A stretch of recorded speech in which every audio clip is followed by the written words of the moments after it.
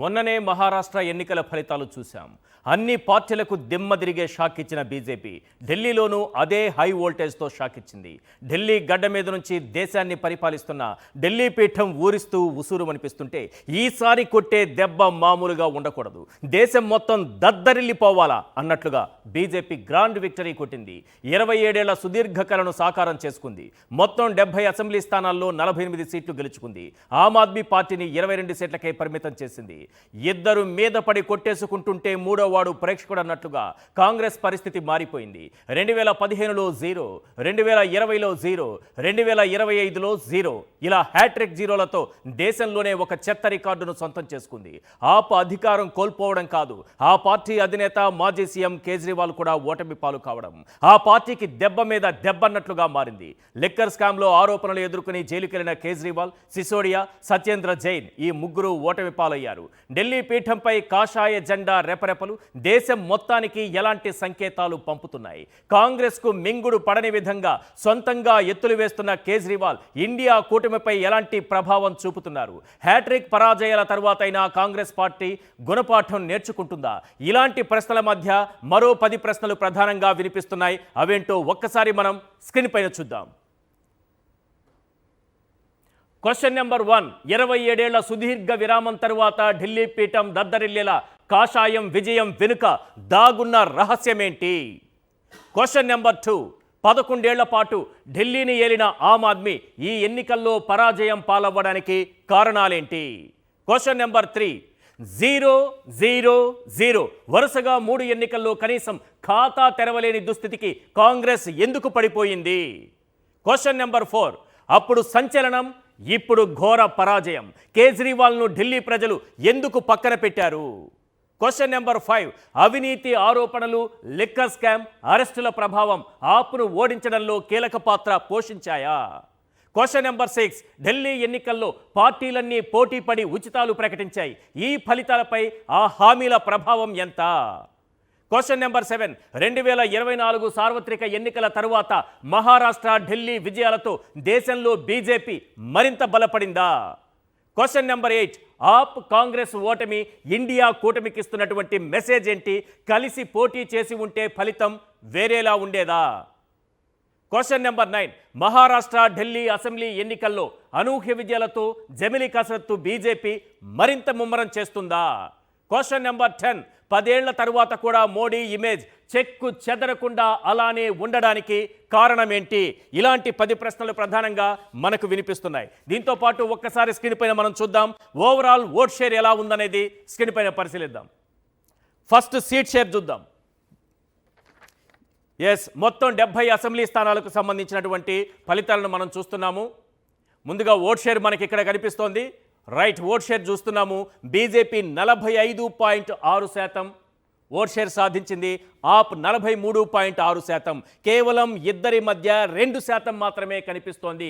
కానీ సీట్ల విషయానికి వస్తే బీజేపీ 48 సీట్లు, ఆప్ 22 సీట్లు గెలుచుకున్న పరిస్థితి కనిపిస్తోంది. ఇక కాంగ్రెస్ పార్టీ కేవలం 6.4% మాత్రమే ఓట్ షేర్ సాధించింది. నెక్స్ట్ ఒకసారి సీట్ షేర్. రైట్, మనం చూస్తున్నాం సీట్ షేర్. మొత్తం 70 స్థానాలకు గాను బీజేపీ 48 స్థానాల్లో విజయం సాధించింది. ఆప్ 22 స్థానాల్లో విజయం సాధించింది. కాంగ్రెస్ పార్టీ 0 మాత్రమే ఇక్కడ కనిపిస్తోంది. రైట్, నెక్స్ట్ ఒకసారి చూద్దాం key candidates win and loss. ఎవరెవరు విజయం సాధించారు, ఎవరు ఓడిపోయారు? ముఖ్యంగా ఇక్కడ ఆప్కు సంబంధించి మొన్నటి వరకు అధికారంలో ఉంది కాబట్టి ఆప్కు సంబంధించి మాజీ ముఖ్యమంత్రి కేజ్రీవాల్, ప్రస్తుత ముఖ్యమంత్రిగా ఉన్నటువంటి అతిషి మార్లెనా, అలాగే మనీష్ సిసోడియా ఉప ముఖ్యమంత్రిగా పనిచేశారు, సత్యేంద్ర జైన్ మంత్రిగా పనిచేశారు. వీళ్ళ నలుగురు సంబంధించినటువంటి ఫలితాలను మనం స్క్రీన్ పైన చూస్తున్నాం.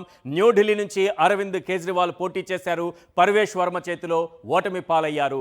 అతిషి మార్లెనా కల్కాజీ నుంచి పోటీ చేశారు, రమేష్ బిద్రుపై విజయం సాధించారు.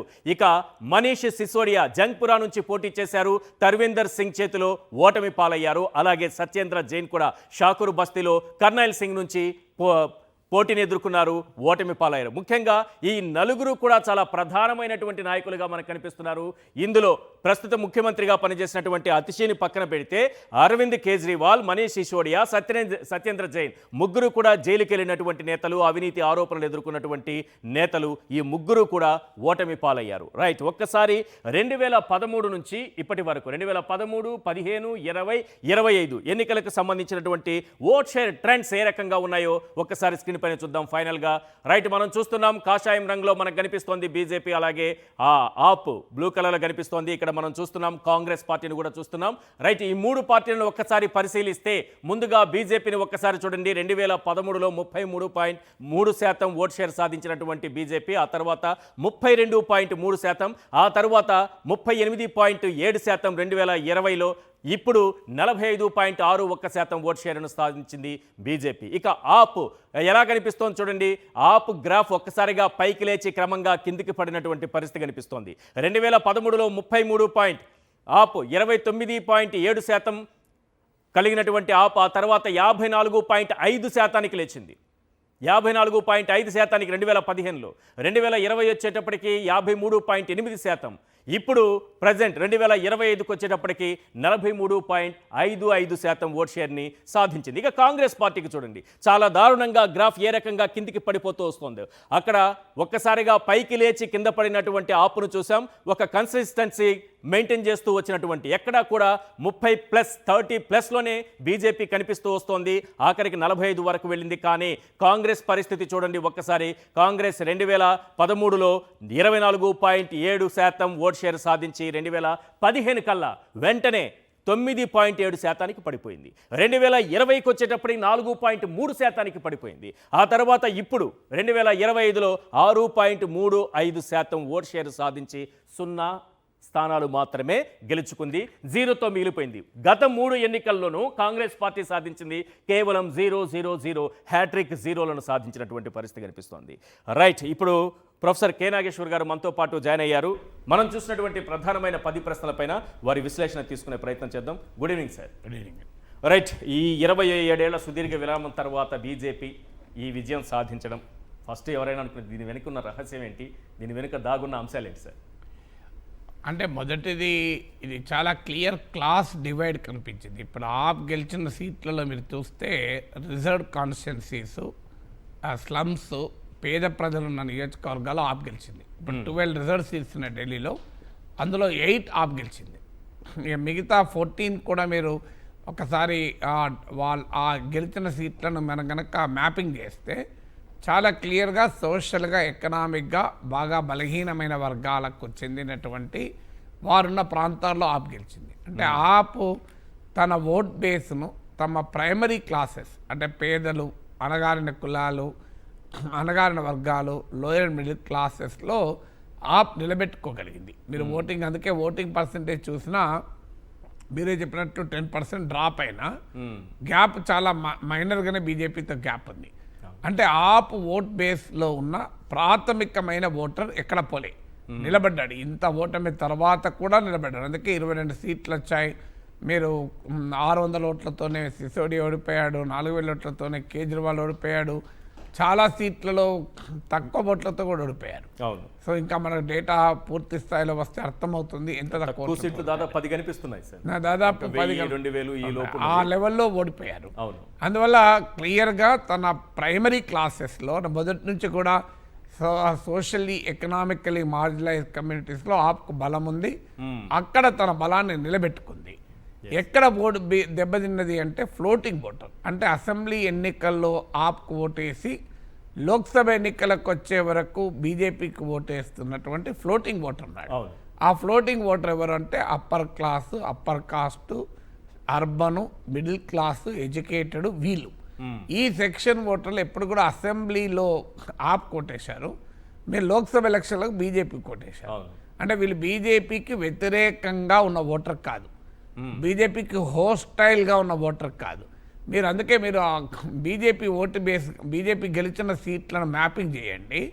క్లియర్గా అవుటర్ ఢిల్లీ, సెమీ అర్బన్ ఏరియాస్లో గెలిచింది. అక్కడ గుజ్జర్లు, జాట్లు బలంగా ఉన్నటువంటి ప్రాంతాల్లో గెలిచింది.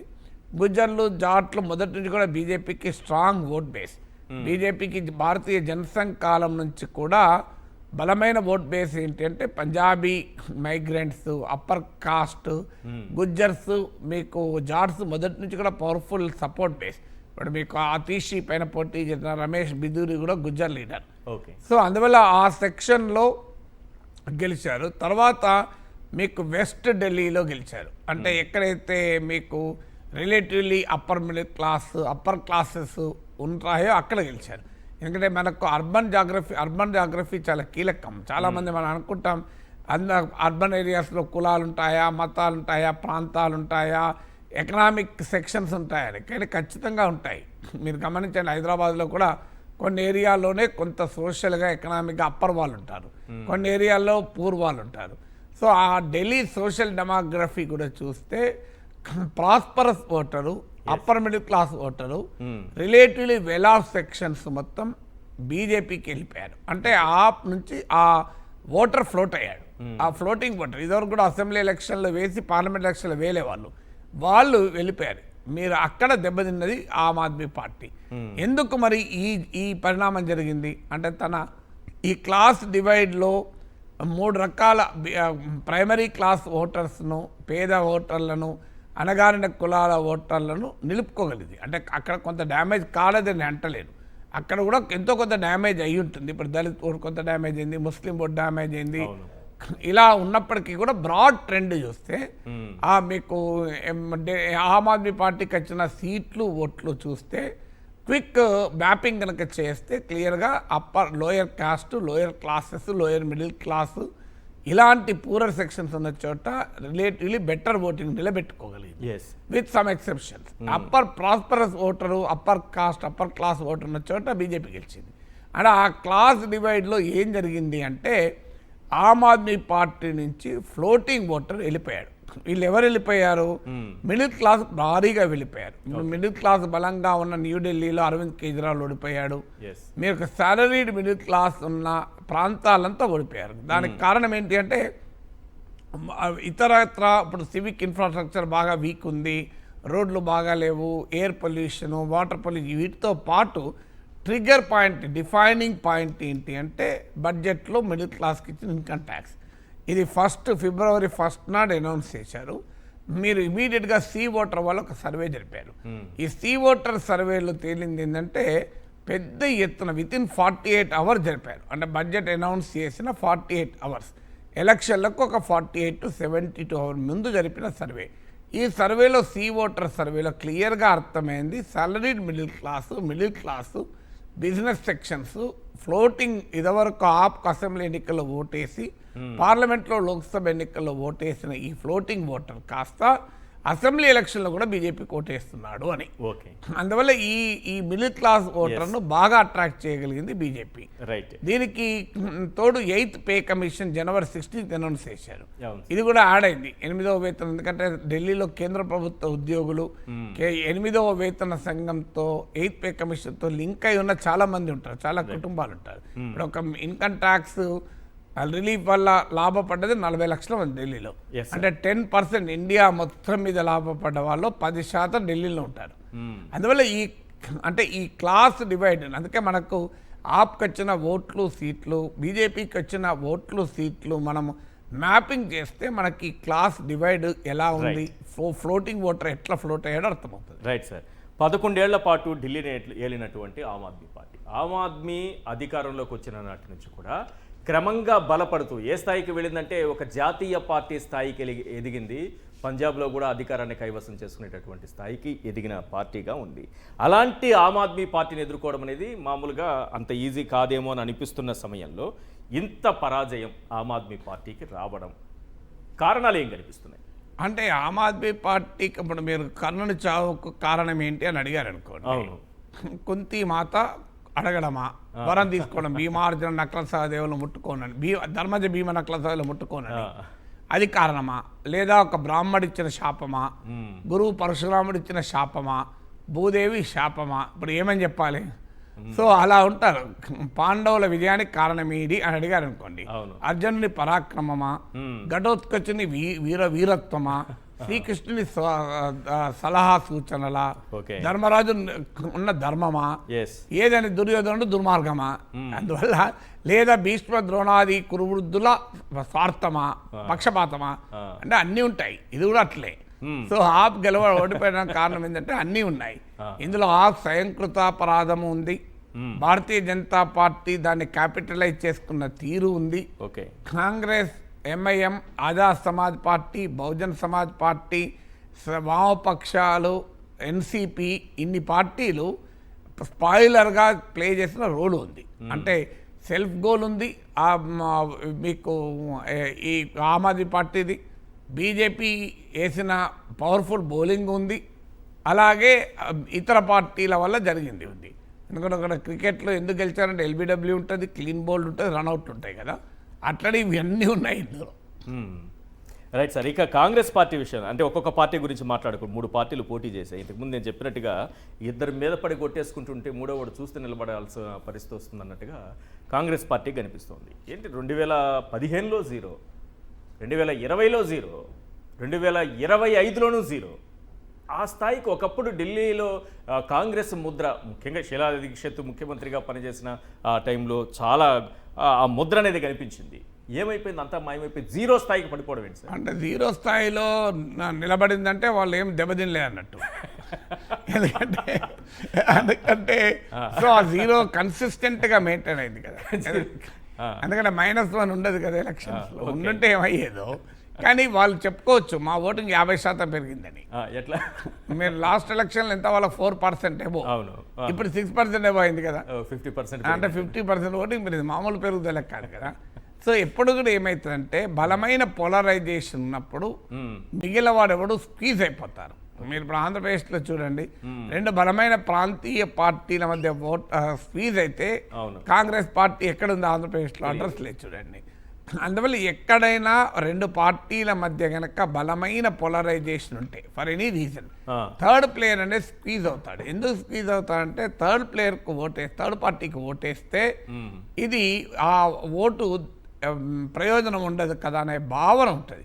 కానీ రీజన్, ఒక ప్రధానమైన కారణం ఒకటి ఉండాలి కదా సార్. ఇప్పుడు ఆంధ్రప్రదేశ్ తీసుకున్న రాష్ట్ర విభజన తరువాత కాంగ్రెస్ పార్టీ ఘోరంగా దెబ్బతినింది. దానికి అక్కడ కారణం ఏంటంటే ఢిల్లీలో మీకు 15 ఏళ్ల పాటు శీలా దీక్షిత్ ముఖ్యమంత్రిగా కాంగ్రెస్ ప్రభుత్వం భారీ ప్రజా వ్యతిరేకతను ఎదుర్కొన్న సమయంలో భారతీయ జనతా పార్టీ గెలవకుండా కాంగ్రెస్ పైన కోపం మొత్తం ఆమ్ ఆద్మీ పార్టీకి షిఫ్ట్ అయింది. బీజేపీకి మీరు ఓటింగ్ ఇప్పుడు మీరే ఇంతమంది చూపెట్టారు ఓటింగ్ ఫిగర్స్ 32 to 38% మధ్యలో ఉంది బీజేపీకి. వచ్చింది అనేది గెలిచినప్పుడు కాదు, ఓడినప్పుడు కూడా 32 to 38% నిలబెట్టుకుంది. సో అందువల్ల బీజేపీ ఓటరు నుంచి ఆమ్ ఆద్మీ పార్టీ అయినా మిడిల్ క్లాస్ ఓటు అట్రాక్ట్ చేయగలిగింది, కానీ కాంగ్రెస్ పార్టీ బీజేపీ ఓటర్ను అట్రాక్ట్ చేయలేకపోయింది. అందువల్ల ఏం జరిగింది అంటే ఆమ్ ఆద్మీ పార్టీ పార్టీ ప్రధానంగా కాంగ్రెస్ ఓటు లాక్కుంది. కొంత బీజేపీ నుంచి అప్పర్ క్లాస్ కొంత ఎడ్యుకేటెడ్ ఓటును తీసుకున్న మ్యాక్సిమం ఓటు ఢిల్లీలో చాలామంది అనుకుంటారు బీజేపీ సపోర్ట్గా ఉన్న ఎడ్యుకేటెడ్ ఓటర్ లాగిందని. అది కొంత ఉండొచ్చు. ప్రధానంగా కాంగ్రెస్ ఓట్ బేస్ను కంప్లీట్గా ఆప్ తీసేసుకుంది. అంటే దళిత్ ఓటరు, ముస్లిం ఓటరు, పేద వర్గాల ఓటర్లు, లోయర్ కాస్ట్, లోయర్ క్లాస్, ఈ మొత్తం కాంగ్రెస్ పార్టీకి చెందిన ఓటును ఆప్ లాగేసుకుంది. అందువల్ల ఆప్ అక్కడ వీక్ అయిపోయింది. అంటే ఎప్పుడు కూడా ఆ కాంగ్రెస్ ప్లేస్ను కాస్త ఆప్ తీసేసుకుంది, బోర్డు తిరిగిపోయింది. అందువల్ల మీకు ఆప్ బీజేపీని ఛాలెంజ్ చేసే పొజిషన్కి వచ్చేవారు కాంగ్రెస్కు స్కోప్ లేకుండా పోయింది. కాంగ్రెస్కి ఎందుకు ఓటు వేయాలని అని చెప్పలేని పరిస్థితికి తీసుకొచ్చారు. అందువల్ల కాంగ్రెస్ పార్టీ ఇక్కడే కాదు, మీరు దేశం మొత్తం మీద చూడండి, చాలా చోట్ల బీజేపీతో డైరెక్ట్ ఫైట్ ఉన్న చోటల్లా కాంగ్రెస్ ఓడిపోయి రీజనల్ పార్టీస్ వచ్చాయి. మీరు కొన్ని మీకు ఇక్కడ తెలంగాణలో చూడండి 10 ఏళ్ల పాటు మీకు బీఆర్ఎస్ వచ్చింది.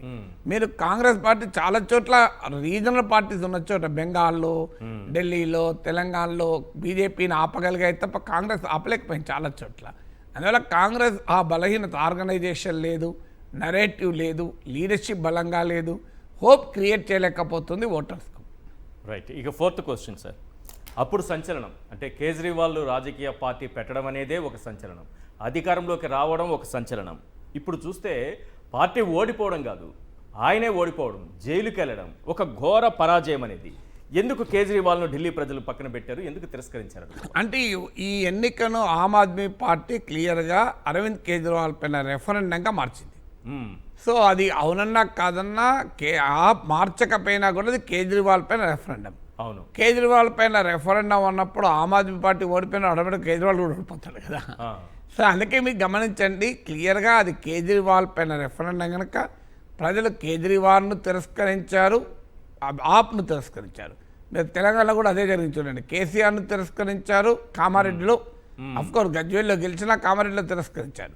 కేసీఆర్ స్థాయి నాయకుడు కామారెడ్డిలో ఓడిపోవడం మామూలు విషయం కాదు కదా, కానీ తెలంగాణలో కూడా తిరస్కరించారు. అందువల్ల ప్రజలు క్లియర్గా కేజ్రీవాల్ను తిరస్కరించారు. ఎందుకు తిరస్కరించారనే క్వశ్చన్ వేస్తే, కేజ్రీవాల్ క్లీన్ పాలిటిక్స్ ఐడెంటిటీతో వచ్చాడు. ఒక ప్రత్యామ్నాయమైన రాజకీయ సంస్కృతిని తెస్తాను అని. ఏంటి ప్రత్యామ్నాయ రాజకీయ సంస్కృతి అంటే, కొన్ని విలువల ఆధారంగా రాజకీయాలు నడుపుతానండి. మిగతా పార్టీలకు దానికి ఏం తేడా వచ్చింది? ఆ మిగతా పార్టీలు ఎలాగైతే వ్యక్తుల చుట్టూ అలుముకుంటాయో, కేజ్రీవాల్ పార్టీ కూడా ఆయన చుట్టూ అలుముకుంది. ఒక దశలో ఆయన జైల్లో ఉంటే ఆయన భార్యను చీఫ్ మినిస్టర్ చేస్తారని కూడా వార్తలు వచ్చాయి. దానికి జాగ్రత్త పడి అతీష్యం చేశాడు. అంటే కేజ్రీవాల్ ముఖ్యమంత్రిగా ఉండడము, కేజ్రీవాల్ చుట్టూ పార్టీ నడిచింది. కేజ్రీవాల్ ప్రైవేట్ లిమిటెడ్ కంపెనీగా నడిపారు. ఆమ్ ఆద్మీ పార్టీ పుట్టింది అలా కాదు, అది మొదటి నుంచే స్టార్ట్ అయింది. అది ప్రశాంత్ భూషణ్, యోగేంద్ర యాదవ్ వెళ్ళిపోవడంతో మొదలైంది. ఆమ్ ఆద్మీ పార్టీ ఒక peoples movement against corrupt political కల్చర్గా మొదలై, అంటే అవినీతి రాజకీయ సంస్కృతికి వ్యతిరేకంగా ఒక ప్రజా ఉద్యమంగా మొదలై కేజ్రీవాల్ అనే ఒక వ్యక్తి చుట్టూ పార్టీ అలుముకుంది. అందువల్ల అది కేజ్రీవాల్ ఎప్పుడైతే దెబ్బతిన్నాడో ఆ పార్టీ కూడా దెబ్బతిన్నది. రైట్. ఇక్కడ ప్రధానమైనది ఏంటంటే, ఈ ఎన్నికల టైంకి అవినీతి ఆరోపణలు, లిక్కర్ స్కామ్ అంశం, అందులో అరెస్టులు ఇవన్నీ కూడా ఆప్ పైన ఎలాంటి ప్రభావం చూపించాయి? డెఫినెట్గా ఇవన్నీ కూడా ఒక్కొక్క పాయింట్. ముఖ్యంగా ఇప్పుడు లిక్కర్ స్కామ్ ఉంది, అలాగే మీకు ఇతర అంటే అరవింద్ కేజ్రీవాల్ ఇమేజ్ ఏంటి? ఒక కామన్ మ్యాన్, ఒక హానెస్ట్ మ్యాన్, ఒక గుడ్ గవర్నెన్స్ ఇస్తాడు అన్న ఇమేజ్కు భిన్నమైంది. సో ఆయన ఈ అవినీతి వ్యతిరేక ఇండియా అగెన్స్ట్ కరప్షన్లో పుట్టి ఢిల్లీ ఫర్ కరప్షన్గా మారింది. సో ఇండియా అగెన్స్ట్ కరప్షన్ నుంచి ఢిల్లీ ఫర్ కరప్షన్గా మారితే దీనికి ముఖ్యమైన కారణం ఏంటి అంటే, ఆయన ఢిల్లీ వదిలి దేశం అంతటా రాజకీయం చేయాలనుకున్నాడు. ఇప్పుడు మీరు లిక్కర్ స్కామ్లో కూడా కేజ్రీవాల్ పైన ఆరోపణ ఏంటి? ఆయన ఏదో డబ్బులు తిన్నాడని వాళ్ళు ఆరోపిస్తలేరు. లిక్కర్ స్కామ్ ద్వారా వచ్చిన 100 కోట్లతో ఆ పొలిటికల్ ఎక్స్పాన్షన్ ఖర్చు పెట్టారని. ఇప్పటి వరకు కూడా ఇన్ని ఆరోపణలు వచ్చినా కేజ్రీవాల్ ఆస్తులు సంపాదించాడు, విదేశాల్లో దాచాడు, కేజ్రీవాల్ డబ్బులు అవినీతి పోగు చేశాడని అంటలేరు. మీరు లిక్కర్ స్కామ్లో 100 కోట్లు కూడా గోవాలో, పంజాబ్లో ఆ క్యాంపెయిన్కి వాడారనే కదా ఆరోపణ. ఇదంతా ఎక్కడి నుంచి వచ్చింది? ఇప్పుడు ప్రజలు ఎన్నుకున్నదేమో అయ్యా ఢిల్లీని బాగా పాలించు అని. పోనీ అది ఎవరికైనా అప్పచెప్పాడంటే అది అప్పచెప్పలేదు. అది ఢిల్లీ ముఖ్యమంత్రి పదవి తన చేతిలో పెట్టుకొని దేశమంతటా తిరుగుతానని మొదలుపెట్టాడు. దేశమంతటా తిరగడం తప్పలేదు. మీరు ఢిల్లీ ముఖ్యమంత్రి పదవి మరో సమర్థునికి ఇచ్చి, నువ్వు ఇంకో నాయకుని తయారు చేసి మనీష్ సిసోడియాకో లేదా అతీష్కు ఇచ్చి వెళ్ళలేదు. ఆఖరికి తాను జైలు నుంచి వచ్చాక ముఖ్యమంత్రి పదవి రాజీనామా చేసినా ఆ సీటు ఖాళీ పెట్టి, మీకు ఏదో శ్రీరామచంద్రుడి సింహాసనం ఖాళీ పెట్టినట్టు ఒక ఇమేజ్ క్రియేట్ చేశాడు. అందువల్ల నీవు పదవినోమో వదలవు, బయటమో తిరుగుతా అంటే ప్రజలు ఎందుకు అంగీకరిస్తారు? సరిగ్గా కేసీఆర్ అదే చేసిండు. ఇక్కడ సీఎంగా తానే ఉంటూ వ్యక్తిగతంగా కేజ్రీవాల్ పైన అవినీతి ముద్ర లేనప్పుడు ఆయన కూడా ఓడించాల్సినటువంటి పరిస్థితి. అంటే ఒకసారి నీ ఐడెంటిటీ పోయినప్పుడు, అవినీతి ఒకటే కాదు, ఐడెంటిటీ, నువ్వు ఒక కామన్ మ్యాన్ ఐడెంటిటీతో రాజకీయాలకు వచ్చావు. మారుతి వ్యాగనార్ పట్టుకుని ఢిల్లీ పురవీధుల్లో సెక్యూరిటీ లేకుండా తిరిగావు, శీష్ మహల్లో కనిపించావు. సో జనం ఎట్లా యాక్సెప్ట్ చేస్తారు? సో నీవు క్లీన్ పాలిటిక్స్ అన్నావు, ఆల్టర్నేట్ పాలిటిక్స్ అన్నావు. నీ రాజకీయ అవసరాల కొరకు, గెలవడం కొరకు, గెలుపు గుర్రాలన్న పేరిట కాంగ్రెస్లో, బీజేపీలో అవినీతి అన్ని రకాల చరిత్ర ఉన్న వాళ్ళందరినీ తీసుకున్నావు. నీవు ఇదొక ప్రజల కొరకు పార్టీ అన్నావు, నీ చుట్టూ పార్టీ నడుపుకున్నావు. ఆఖరికి నువ్వు దేశమంతటా తిరిగి ఆప్ను విస్తరించాలని లక్ష్యం పెట్టుకున్నప్పుడు కూడా ఢిల్లీ ముఖ్యమంత్రి పదవి ఇంకొకరికి ఇవ్వడానికి అంగీకరించలేదు. పంజాబ్లో ఇచ్చాడు, అవకాశం ఉంటే మన రాజ్యాంగం అంగీకరించి 2 రాష్ట్రాల ముఖ్యమంత్రిగా ఉండే స్కోప్ ఉంటే బహుశా కేజ్రీవాల్ పంజాబ్ కూడా ముఖ్యమంత్రిగా ఉండేవాడు. అక్కడ కూడా భగవద్మాన్కి ఇచ్చేవాడు కాదు. అందువల్ల ఇప్పుడు ఇక్కడ కూడా మీరు అదే అంటున్నా, కేసీఆర్ భారత రాష్ట్రపతి పెట్టాడు, ఎవరికి అభ్యంతరం లేదు. కానీ ఆయన ఏమన్నా తెలంగాణ ముఖ్యమంత్రి నేనే ఉంటా, కానీ నేను దేశమంతా తిరుగుతా, తెలంగాణ ఉంటా అంటే జనం ఎట్లా యాక్సెప్ట్, నిన్ను ముఖ్యమంత్రి చేసింది ఎందుకయ్యా? నేను క్రికెట్ కెప్టెన్గా చేస్తున్నా, క్రికెట్ కెప్టెన్గా ఉంటా, కానీ క్రికెట్ హాకీ ఆడతా అంటే ఒప్పుకోరు కదా. నేను పెట్టింది క్రికెట్ కెప్టెన్గా, నువ్వు క్రికెట్ ఆడాలి, లేదంటే ఇంకోరు కెప్టెన్స్ ఇచ్చి నువ్వు హాకీ ఆడుకో, అభ్యంతరం లేదు. నేను క్రికెట్ కెప్టెన్గా నేనే ఉంటా, హాకీ ఆడతా అంటే ఒప్పుకుంటారా జనం? సో అందువల్ల ఇక్కడ జరిగింది అదే. ఢిల్లీ ముఖ్యమంత్రిగా ఉండమంటే అది వదిలేసి దేశమంతా తిరగడం మొదలుపెట్టాడు. అక్కడ ఇంకోని పెట్టాడు, మళ్ళీ తానే ఉంటాడు. అంటే ఇవన్నీ కూడా జనం యాక్సెప్ట్ చేయలేదు. చివరకు ఎక్కడ దాకా వెళ్ళారు, ఏది పడితే చెప్పడం మొదలుపెట్టారు. యమునా నదిలో విషయం కలుపుతారు, బీజేపీ వాళ్ళు విషయం కలుపుతున్నారు, నాన్న చంపడానికి ప్రయత్నిస్తున్నారు అని. ఇది ఎక్స్ట్రీమ్స్ను జనం యాక్సెప్ట్ చేయరు. జనం నమ్మంది నువ్వు చెప్తా అంటే జనం ఏమనుకుంటారు, ఆయనకున్న ఫైట్ ఒకటి, యమునా నది అంశం ఒకటి, పైగా ఈసీ పైన చేసిన ఆరోపణలు కూడా చాలా ఘాటుగా విమర్శించారు. ఈసీ పైన చేసిన ఆరోపణలు కొంత నిజం ఉంది. ఇప్పుడు ఉదాహరణకు 7 నెలల్లో 4 లక్షల ఓట్లు పెరిగాయి ఢిల్లీలో. ఎట్లా పెరుగుతాయి 4 లక్షల ఓట్లు? అంతకుముందు కొన్ని ఏళ్లలో పెరిగింది.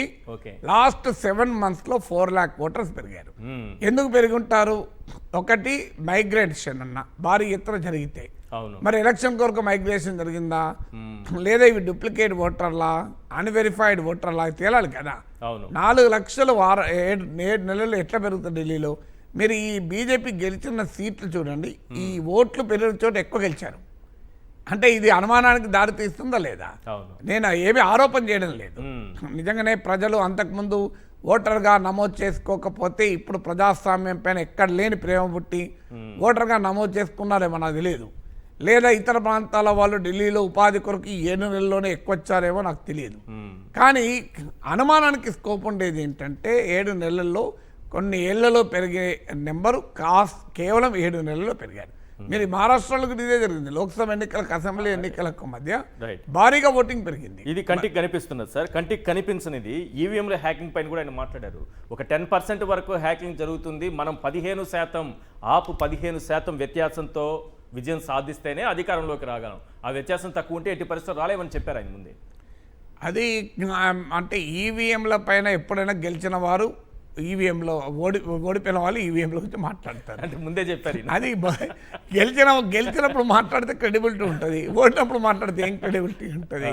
సో అందువల్ల కానీ నేను అనేది ఏంటంటే ఈ 4 లక్షల ఓట్లు పెరగడం మాత్రం సంథింగ్ టు ప్రూవ్. నేనేమి ఇప్పటికిప్పుడు ఆరోపణ చేయడం లేదు, ఎందుకంటే అక్కడ బీజేపీ గెలిచింది. ఏ కాన్స్టిట్యున్సీలు అయితే ఓటింగ్ అబ్నార్మల్గా పెరిగిందో అక్కడ బీజేపీ సక్సెస్ రేట్ ఎక్కువ ఉంది.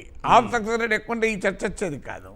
అందువల్ల అయితే ఒకటి మాత్రం నిజం, ఎలక్షన్ కమిషన్ పాత్ర ఉందా, లెఫ్టినెంట్ గవర్నర్ పాత్ర ఉందా, మోడీ పాత్ర ఉందా, కాంగ్రెస్ పాత్ర ఉందా, ఎంఐఎం పాత్ర ఉందా, లిక్కర్ ఎన్నన్నా పాత్ర ఉంటుంది. ఇందులో ఇతరుల తప్పులను వెతికితే లాభం లేదు. ఆమ్ ఆద్మీ పార్టీ సోల్ సర్చింగ్ ఏంటంటే ఆ ఆమ్ ఆద్మీ పార్టీలోనే తప్పుండకపోతే ఇవేవి పనిచేయవు. మనలో ఇమ్యూనిటీ ఉంటే మనకు ఏ వైరస్లు ఏమి కావు. ఒక్కసారి మనకి ఇమ్యూనిటీ తగ్గితే ప్రతి చిన్న వైరస్ కూడా మనకి కింద వైరస్ కూడా ఇబ్బంది పెట్టిస్తుంది. ఢిల్లీ ఎన్నికల్లో ఈసారి అన్ని పార్టీలు ఉచితాలపైన, ఈ వరాలపైన విపరీతంగా ఫోకస్ చేసి ప్రకటించాయి. ఈ ఫలితాలపైన హామీల ప్రభావం ఎలా కనిపిస్తుంది సార్? అంటే డెఫినెట్గా అప్పుడు, ఎందుకంటే దీంట్లో 2 డైమెన్షన్స్ ఉన్నాయి. ఒకప్పుడు ఒక పార్టీ ఇస్తుంది హామీ ఇలాంటి పథకాలు, ఇంకో పార్టీ ఇవ్వదు అని ప్రజలు డిఫరెంట్ చూసేవాళ్ళు. అవును, అంటే ఇంకా పలానా పార్టీ ఇస్తుంది, పలానా పార్టీ ఇవ్వదు, పలానా నాయకుడు ఇస్తాడు, పలానా నాయకుడు ఇవ్వడు. ఇప్పుడు ఈ డిఫరెన్స్ కాస్త బ్లర్ అయిపోయింది. ఎవరైనా ఇస్తున్నారు, ఎవరైనా ప్రామిస్ చేస్తున్నారు. బీజేపీ కూడా అందులోకి రావడం. నిన్నటి దాకా మోడీ రేవడీ కల్చర్ అని చెప్పి తీవ్ర విమర్శలు చేసి ఉచితాల వల్ల ఎకానమీ నాశనం అవుతుంది ఎన్ని మాట్లాడారు మోడీ. అవును, ఇక్కడికి వచ్చే వరకు అరవింద్ కేజ్రీవాల్ ఇస్తానన్న దానికన్నా ఎన్లార్జ్డ్ అండ్ రివైజ్డ్ ఎడిషన్ ఇస్తా అన్నాడు. ఇంకా నీకు ఆయన కిలో ఇస్తే నేను 1.5 కిలో బ్యాగ్ ఇస్తా అన్నాడు.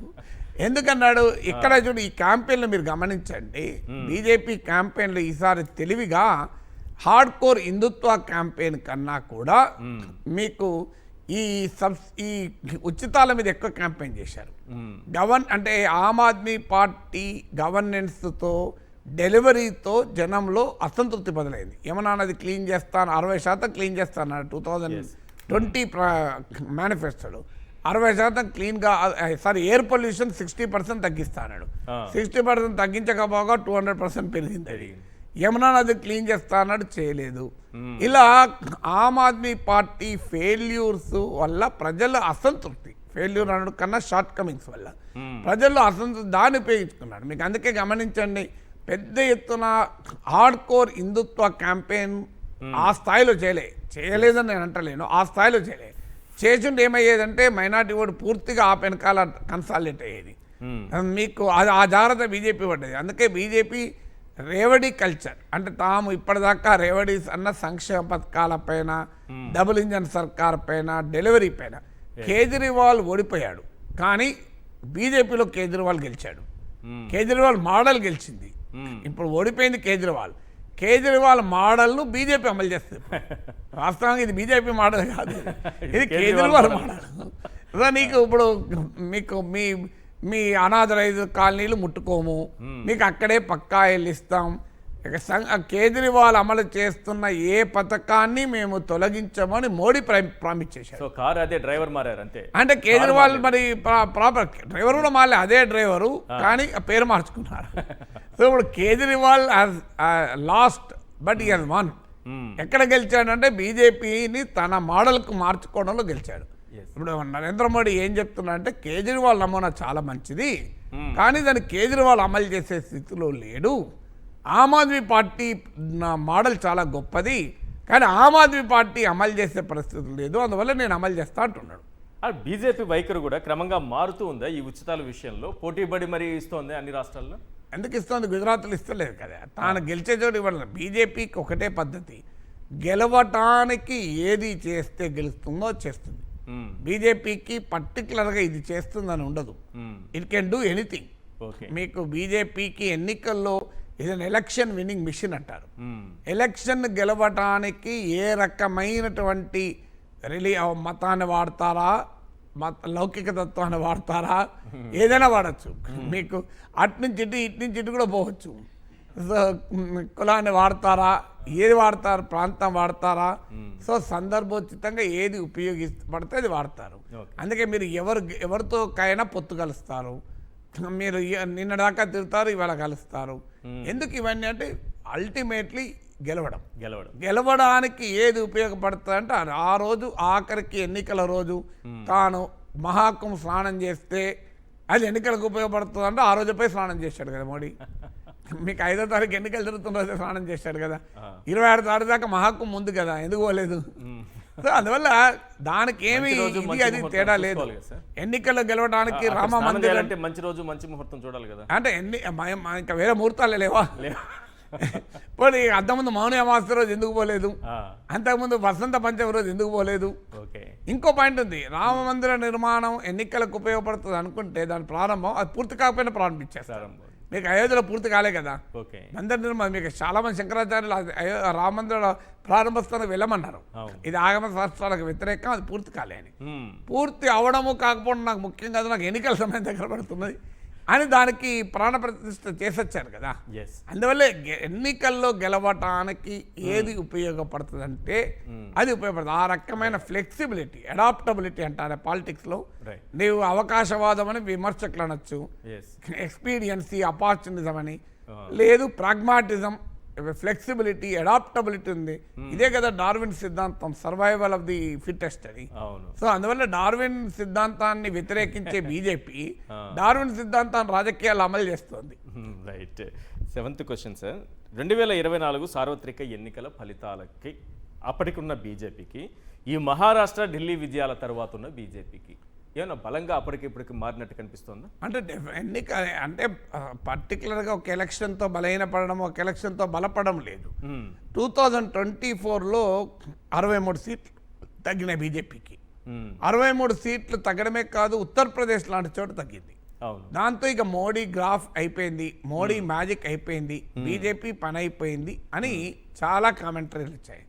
కానీ అది నిజం కాదు అని పూరింది. ఇవాళ ఈ ఎన్నికే కాదు, మీకు అయోధ్య పార్లమెంట్ సెగ్మెంట్లో మిల్కీపూర్ అనుకుంటా ఒక అసెంబ్లీ ఉప ఎన్నిక కూడా జరిగింది. అక్కడ బీజేపీ 90,000 మేరతో గెలిచింది. మీకు గుర్తుండి ఉంటుంది, లోక్సభ ఎన్నికల్లో అయోధ్య లోక్సభ స్థానాన్ని అవధేష్ ప్రసాద్ అనే సమాజ్వాదీ పార్టీ క్యాండిడేట్ గెలిచాడు. మీకు ఫైజాబాద్ లోక్సభ స్థానం. అవును. సో ఆ లోక్సభ స్థానం పరిధిలో ఉన్నదనుకుంటాను, అయోధ్య దగ్గరలో ఉన్న ఈ అసెంబ్లీ బై ఎలక్షన్లో బీజేపీ భారీ మెజార్టీతో గెలిచింది. ఓకే. అంటే బీజేపీకి ఉన్న ప్రత్యేకత ఏంటంటే ఇట్ కెన్ రివైవ్. ఎందుకు అంటే it's a party with life, అంటే సజీవంగా ఉండే పార్టీ. మీకు చూడు, కొన్ని మొక్కలు ఎండిపోయి మళ్ళీ చిగురించి మహావృక్షం అవుతుంది. అవును. కొన్ని మొక్కలు ఇక ఎండిపోతుంటే ఇక అటే. బీజేపీ మొదటి రకం మొక్కం. ఎందుకంటే ఆ బీజేపీకి ఉన్న ప్రత్యేకత ఏంటంటే ఆ పార్టీ క్యాడరు, ఆర్గనైజేషను, ఐడియాలజీ, ఈ మూడు, దాంతో పాటు చాలా సమర్థవంతమైన లీడర్షిప్. దీనివల్ల ఏమవుతుందంటే బీజేపీ కొన్నిసార్లు ఓడిపోయినా దాని పొటెన్షియల్ మాత్రం పోదు. ఓడిపోవచ్చు ఎలక్షన్స్లో. ఎందుకంటే గ్రామ్సే అనే యొక్క తత్వవేత్త ఒక మాట్లాడాడు, పొలిటికల్ సైంటిస్టు. బీజేపీ లాంటి పార్టీలను ఉద్దేశించి, బీజేపీ అప్పుడు లేదు కానీ చెప్తున్నాను, ఈ పార్టీలను ఎలక్టోరల్గా ఓడించవచ్చు కానీ ఐడియాలజికల్గా ఓడించినంత కాలం దెబ్బతిన్నారు అని. బీజేపీని ఎలక్టోరల్గా ఓడిస్తున్నాయి రాజకీయ పార్టీలు, అండ్ ఐడియాలజికల్గా ఎక్కడ ఓడిస్తున్నారు? ఆమ్ ఆద్మీ పార్టీ 3 సార్లు ఓడించింది బీజేపీని ఎలక్టోరల్గా. ఐడియాలజికల్గా ఓడించిందా? వాళ్ళు జై శ్రీరామ్ అంటే వీళ్ళు జై హనుమాన్ అన్నారు.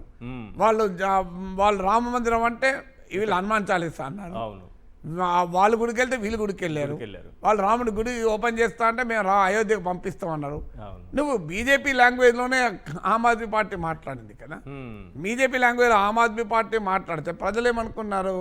ఈ ఆమ్ ఆద్మీ పార్టీ కన్నా బీజేపీ ఏం కదా అనుకున్నారు. ఒరిజినల్ సార్ ఆల్వేస్ బెటర్ కదా, ఎందుకు ఒరిజినల్ వాయిస్ కావాలని. అంటే ఇప్పుడు మీకు చూడండి 2014లో అన్ని పార్టీలు జై తెలంగాణ అంటే ఆ కేసీఆర్ అనే కదా ఒరిజినల్ జై తెలంగాణ కదా అని అన్నారు. అందువల్ల బీజేపీకి ఉన్నటువంటి పొటెన్షియల్, ఇది రివైవల్ పొటెన్షియల్. తర్వాత కోర్స్ కరెక్షన్. బీజేపీకి ఉన్న గొప్పతనం ఏంటంటే బ్రహ్మాండమైన ground level feedback. And Congress party లాగా చిదంబరంలు, కపిల్ సిబ్బల్ లాంటి వాళ్ళు, అభిషేక్ సింగ్ మానవి లాంటి మహామేధావులు, ఎన్నడూ గాంధీ భవన్ కూడా రానోళ్ళు, ఎన్నడూ పార్టీ కార్యకర్తతో మాట్లాడిన వాళ్ళు, నోవోటెల్లో వచ్చి ఉండిపోయే వాళ్ళు ఉంటారు. వీళ్ళు ఇక రాజకీయాల గురించి మొత్తం ఉపన్యాసాలు ఇస్తుంటారు. వీళ్ళు ఈ నోవోటెల్ గ్యాంగ్ అంటుంది, 5 స్టార్ హోటల్ గ్యాంగ్. వీళ్ళకడ భూమి గ్రౌండ్లో ఏం జరుగుతుందో తెలియదు. మీరు గమనించండి, జేపీ నడ్డాను, అమిత్ షా నోవోటెల్లో ఉంటే ఉండొచ్చేమో, కానీ పార్టీ ఆఫీస్ కూడా వస్తారు వాళ్ళు. మీకు గాంధీ ఇప్పుడు బీజేపీ 10 ఏళ్ళ అధికారంలో, కాంగ్రెస్ 10 ఏళ్ళ అధికారం ఉంది. మీకు ఎప్పుడన్నా నరేంద్ర మోడీ వచ్చి ఇవాళ పార్టీ కార్యకర్తలు ఉద్దేశించి మాట్లాడుతున్నాడు. మన్మోహన్ సింగ్ దేశ ప్రధానికి ఎప్పుడన్నా పార్టీ కార్యకర్తలతో మాట్లాడిండా? లేదు. మీకు మోడీ వచ్చి हमारा संजय साहब ने हुकुम दिया అన్నాడు. మన్మోహన్ సింగ్ ఎప్పుడు అన్నాడా हमारा डी శ్రీనివాస్ ने हुकुम दिया అని? అందువల్ల ఇది party with that ground insight. RSS కూడా ఉంది. ఆర్ఎస్ఎస్కి అడ్వాంటేజ్ ఏంటంటే ఈ పైరవికారులు అంటే ఆ పార్టీలో పదవులు ఆశించే వాళ్ళు నాయకులకు ఏమైనా అబద్ధాలు చెప్తుంటారు. ఆర్ఎస్ఎస్ ప్రచారకులకు ఏమున్నది, వాళ్ళేం పదవులు ఆశించేది లేదు బీజేపీలా. అందువల్ల వాళ్ళు ఉన్నది చెప్పేస్తారు. ఈ ఫీడ్బ్యాక్ మెకానిజం వల్ల బ్రహ్మాండమైన కోర్స్ కరెక్షన్ బీజేపీ చేసుకుంటోంది. ఆ కోర్స్ కరెక్షన్ వల్లనే గెలుస్తుంది. ఆప్ కాంగ్రెస్ పరిస్థితి ఏంటి సార్? అసలు ఈ రెండు కలిసి ఉన్నాయా, కలిసి లేవా, కూటమిలో ఉన్నాయా, విడిపోయాయా? ఈ విధంగా వీళ్ళు పోటీ చేసి ఇద్దరు ఓటమి పాలయ్యి వీళ్ళు ఇస్తున్నటువంటి మెసేజ్ ఏంటి? కలిసి పోటీ చేసి ఉంటే ఫలితం వేరే రకంగా ఉండే అవకాశం ఉందా? అంటే కలిసి పోటీ చేస్తే డెఫినెట్గా కొంత ఇంప్రూవ్ అయ్యేది. పోటీ ఇంత 1 సైడెడ్గా ఉండేదే కాదు. అందులో అనుమానం. ఇప్పుడు 12 సీట్స్లో 3rd ప్లేస్, ఉదాహరణ కస్తూరిబా నగర్ ఉంది, బాడ్లా ఉంది, ఆడ కాంగ్రెస్ పార్టీ 2nd పొజిషన్, ఆప్ 3rd పొజిషన్. ఆప్కి వచ్చిన ఓట్లు కాంగ్రెస్ ఓటమి మార్జిన్ కన్నా ఎక్కువ. ఇంకో 10 సీట్లలో కాంగ్రెస్ 3rd పొజిషన్, అక్కడ కాంగ్రెస్కి వచ్చిన ఓట్లు ఆప్ ఓటమి మార్జిన్ కన్నా ఎక్కువ. అందువల్ల డెఫినెట్గా ఒక 12 సీట్లు అరిథమెటిక్గా చూస్తే క్లియర్గా ఆప్ అన్న కాంగ్రెస్ గెలిచేది. అయితే ఎలక్షన్స్ అరిథమెటిక్గానే ఉంటాయా అనేది ఒక క్వశ్చన్ మార్క్. ఈ ఓట్ ట్రాన్స్ఫర్ జరగాలి కాంగ్రెస్ ఆప్కు, ఇలాంటి ఫ్యాక్టర్స్ ఉంటాయి. లోక్సభ ఎన్నికల్లో ఆప్ కాంగ్రెస్ కలిసే పోటీ చేశాయి, గెలవలేదు కదా. సో ఇక మీరు అన్నట్లు ఇండియా కూటమి ఉంటుందా? మనకు అర్థం కావాల్సింది ఏంటంటే టెస్ట్ మ్యాచ్లో ఏం చూస్తారు మీరు? India Australia. ఆస్ట్రేలియా వాళ్ళు వేరే ఉంటారు, ఇండియా వాళ్ళు వేరే ఉంటారు. ఐపీఎల్కి వచ్చారనుకోండి, వీళ్ళు వాళ్ళు కలిసిపోతారు, అందరూ కలిసిపోతారు. సో ఆస్ట్రేలియా వాళ్ళు కొంతమంది ఉంటారు, ఇండియా వాళ్ళు ఉంటారు. ఐపీఎల్ చూసినప్పుడు ఏమనిపిస్తుంది? టెస్ట్ మ్యాచ్ ఉంటుందా అనిపిస్తుంది. టెస్ట్ మ్యాచ్ చూసినప్పుడు ఏమనిపిస్తుంది? ఐపీఎల్ ఉంటుందా అనిపిస్తుంది. IPL test match table Deccan chargers, ఇంకేదో కలకట్టా నైట్ రైడర్స్, ఇందులో ఏమవుతారో అందరూ కలిసిపోతారు, పేకముక్కల్లా కలిసిపోతారు. మళ్ళీ ఆ టెస్ట్ మ్యాచ్కి వచ్చారు ఎవరి కంట్రీ వాళ్ళు. అందువల్ల ఇండియా కూటమి అనేది టెస్ట్ మ్యాచ్, లోక్సభ ఎలక్షన్లు టెస్ట్ మ్యాచ్, అక్కడ ఇండియా కూటమి ఉంటుంది. శాసనసభ ఎన్నికలు వచ్చే వరకు ఐపీఎల్ మ్యాచ్, ఎవరు తోచినట్టు వాళ్ళు పోటీ చేస్తుంటారు. సార్ 10 ఏళ్ల తర్వాత కూడా మోడీ ఇమేజ్ చెక్కు చెదరకుండా ఉండడానికి కారణం ఏంటి? ఇప్పటికి కూడా మోడీ బొమ్మ పెట్టే వెళ్తున్నది బీజేపీ. చెక్కు చెదరకుండా ఎక్కడున్నది? మీరు 63 సీట్లు తగ్గినాయి కదా 2024లో. ఎట్లా తగ్గుతాయి? తగ్గినా మళ్ళీ పెరిగి మళ్ళీ అదే అదే స్థాయికి వస్తుంది. చెక్కు చెదరకుండా లేదు. చెక్కు చెదరకుండా ఉన్నది ఎప్పుడంటాం? గ్రాఫ్ అలాగే ఉండి పెరుగుతే అంటాం. మోడీ కూడా ఓడిపోయిన సందర్భాలు ఉన్నాయి, తగ్గిన సందర్భాలు ఉన్నాయి. అవును, మోడీని ఓడించవచ్చు కూడా. కారణం ఏంటి? ఓడినా గెలిచినా మోడీ బొమ్మే ఇప్పటికీ ప్రధాన కారణంగా అది రాజకీయాల్లో అలాగే ఉంటుంది. ఇప్పుడు చాలా ఏళ్ళు ఒక్కరిదే ఉంటుంది. హవా సడన్ గా ఆగిపోతుంది. 77 వచ్చేదాకా ఇంద్రాంతి ఓడిపోతుంది. ఎవడు ఊహించారు చెప్పండి? అంతే. మీకు నరేంద్ర మోడీకి మొదటి అడ్వాంటేజ్ అంటే TINA factor. There is no alternative. ఎవరున్నాడు చెప్పండి నరేంద్ర మోడీకి? తర్వాత నరేంద్ర మోడీ మీకు కంపారిజన్ చూడండి. గొప్పతనం ఏంటంటే నరేంద్ర మోడీ రాహుల్ గాంధీ కన్నా చాలా ఎక్కువ. ఆల్టర్నేట్ అంటున్నది మీరు బీజేపీలోనా ఓవరాల్ గానా? ఓవరాల్గా కూడా. ఓకే, మీకు బీజేపీలో పక్కా పెట్టి ఓవరాల్గా కూడా. మీరు ఇప్పుడు ఉదాహరణకు మీకు చెప్తాను. మోడీ ఏజ్ ఎంత? 70 above. Okay. Rahul Gandhi age ఎంత? 50. 20 ఏళ్ళ గ్యాప్ ఉంది. అవును. సోషల్ మీడియాలో ఎవరు ఎక్కువ ఫాస్ట్? జనరల్గా సోషల్ మీడియాలో ఎవరుంటారు? యంగ్ ఉంటారు. ఓల్డ్ అవుతున్న కొద్దీ సోషల్ మీడియా వాడరు. అవును. మన దగ్గర ఇళ్ళలో చూస్తాం కదా, ఆ 20 ఏళ్ళ కొడుకులు, పిల్లలు, మనవల్లోమో మనవరాళ్ళమో పొద్దున్న లేస్తే అందులోనే ఉంటారు. తాత దాన్ని పట్టించుకు ఏంద్రా ఎప్పటికా మొబైల్ పట్టుకొని ఏడుస్తూ ఉంటారు. అవును. కానీ మోడీ చూడు, రాహుల్ గాంధీ కొంత ఇంప్రూవ్ అయ్యాడు సోషల్ మీడియాలో, కానీ మోడీ ప్రజెన్స్ ఎక్కువ కదా. మీకు మేము చాలా సైంటిఫిక్ అని చెప్పుకునే కమ్యూనిస్ట్ నాయకులు ఎక్కడన్నా టెక్నాలజీ వాడతారా? వాడట్లేదు. మీరు సిపిఎం నాయకత్వంలో సగం మంది అసలు మీకు సోషల్ మీడియాలో ఎక్కడ ఉంటారా? సగం కాదు, దాదాపు ఉండరు. ఎందుకంటే కానీ బీజేపీ ఎంత సమర్థవంతంగా ఐడియాలజికల్ యాక్టివిటీలో ఉంటారు. సో అందువల్ల మోడీ ఇంకోటి ఏంటంటే చాలా మంది నాయకులు అవసరాల కొరకు కలర్లు మారుస్తుంటారు. కేజ్రీవాల్ తన అవసరం కొరకు సడన్గా హనుమంతుని భక్తుడు అవుతాడు, లేదంటే మసీదు పోయి టోపీ పెట్టుకుంటాడు. మోడీ కన్సిస్టెంట్గా తన ఐడెంటిటీ మార్చుకోలేదు. మీరు గమనించండి, మొదటి నుంచి కూడా హిందూ నాయకుడిని, నేను హిందూ హృదయ సామ్రాట్ అని బాలాసాహెబ్ ఠాక్రేకి ఒక అవార్డు ఉండే, ఒక బిరుదుండే. ఇది హిందూ ఐడెంటిటీ అని. ఆ సింబాలిజం అనేది మోడీకి ఉన్న కన్సిస్టెన్సీ. అది సెక్యులర్ భావాలు ఉన్న వాళ్ళు ఇదేంది అనొచ్చు, బట్ ఐడెంటిటీకి కన్సిస్టెంట్గా ఉన్నాడు. మోడీకి ఇంకో అడ్వాంటేజ్ ఏంటంటే ఆయన పర్సనల్ లైఫ్ కూడా ఆస్పిరేషనల్ ఇండియన్. ఒకప్పట్లాగా ప్రజలు లేరు. ఒకప్పుడు నిరుద్యోగం బాగా పెరిగింది, పేదరికం బాగా పెరిగింది, దారిద్ర్యం ఘోరంగా ఉన్నది, అణచివే కమ్యూనిస్టులు ఉపన్యాసాలు ఉంటాయి చూడు, మీకు ఎవరు పట్టించుకుంటే. ఒకప్పుడు 70s, 60sలో భూమి కొరకు భుక్తి కొరకు ఈ దేశ విముక్తి కొరకు సాగిన ప్రతి పోరుల్లో ఉన్న సాహసులై పోరాడినంటే లేదు. ఇప్పుడు లేస్తాడు చెప్పు, ఎందుకు లేస్తలేరు? మీకు ఎకానమీ మారిపోయింది, సోషాలజీ మారిపోయింది. అంటే పేదరికం, దారిద్రము, బాధలు, కష్టాలు అంటే జనం ఒప్పుకుంటలేరు. ఒకప్పుడు ఈ కష్టాల సినిమాలు ఉంటే జనం బాగా చూసేవారు. ఇప్పుడు మనం చూస్తాడు కష్టాల సినిమాలు. ఒకప్పుడు టవల్ పట్టుకపోయి సినిమాలు చూసేవాళ్ళు ఏడ్చుకుంటా. ఇప్పుడు ఎవడు చూస్తాడు? ఎగరాలి, దునకాలి, నాట అంటే జనం చూస్తారు. అంటే ప్రజల మూడు మారింది. కొత్త స్తమానం నెగటివిజం ఏంటి? ఇది లేదు, అది లేదు, దేశం బాగుపడలేదు, దేశం ఇదేందయా అంటారు. అంటే ఆస్పిరేషనల్ ఇండియన్ అంటారు. అంటే ఒక పేదవాడు కూడా నేను ఎందుకు 100 కోట్లు సంపాదించకూడదు అని ఆలోచిస్తున్నాడు. అలాంటి ఇప్పుడు మీకు స్టార్టప్ కల్చర్, యూనికార్న్ కల్చర్ ఇవన్నీ మారిపోయింది. ఈ యంగ్ ఇండియన్, ఈ మోడర్న్ ఇండియన్, ఈ ఆస్పిరేషనల్ ఇండియన్ మోడీ బ్రహ్మాండంగా పట్టుకున్నాడు. ఈ రిప్రజెంట్ దెమ్, వాళ్ళ ఆస్పిరేషన్స్ను వినిపిస్తున్నాడు. అందువల్ల వట్టిగా లేదే మోడీ అంటే ఏదో మతోన్మాదము ఆయన వల్లనే గెలుస్తున్నాడు అనుకుంటే పొరపాటు. డెఫినెట్గా ఉండొచ్చు మతం కోణం, కానీ అర్థం కావాల్సింది సోకాల్ లెఫ్ట్ లిబరల్ సెక్యులర్ వాళ్ళకి ఏంటంటే మోడీ గెలుపులో కేవలం మతమే లేదు. It's a combination of many things.